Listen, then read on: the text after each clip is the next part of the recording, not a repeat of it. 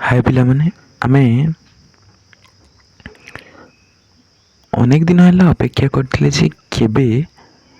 +2 online apply हम तो finally आसी सारी government of Odisha directorate of higher education Odisha तरफ जहाँकि ई एडमिशन एप्लिकेशन पाई ऑनलाइन अप्लाई पाई जहाँकि 2025-26 एकेडमिक सेशन निमंते online application are invited through SAMS portal जहाँकि आर्ट्स साइंस कॉमर्स उपशास्त्री तथा वोकेशनल निमंते जहाँकि higher secondary Odisha school of state affiliated to CHSC और अदर एफिलिएटेड पुणी एलिजिबिलिटी रही ओडिशा रे 10th करथिबे तथा अन्य बोर्ड रो भी करथिले चलिबो।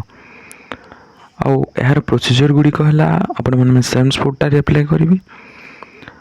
ताहा आउ एप्लिकेशन फी रहिला जनरल कैटेगरी 200 टंका एवं एससी एसटी निमंते 100 टंका फीस आउ पीडब्ल्यूडी कैटेगरी बा फिजिकली हैंडिकैप मानक पई पैसा नाही जहाँकि 40% डिजेबिलिटी थिबा आवश्यक आउ जे माने परमानेंट डिसेबिलिटी सर्टिफिकेट रखिथिबे किंबा वैलिड टेम्पोरेरी एबिलिटी सर्टिफिकेट 40% रो एबव थिबो एवं ट्रांसजेंडर निमंते फ्री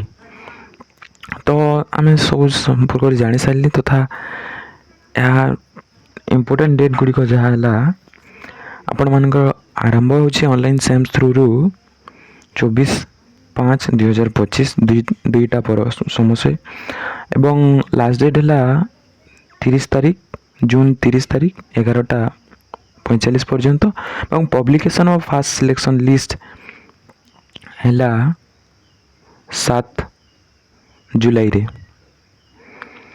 एवं reporting of first selection application and admission update at the higher secondary level 8 ରୁ 14 पर्यंत फास्ट सिलेक्शन अच्छी आउ एग्जाम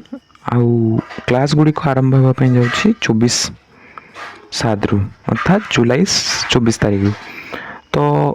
आपण मैंने शीघ्र बहुत समय रही पाखापाखि गोटे मंथ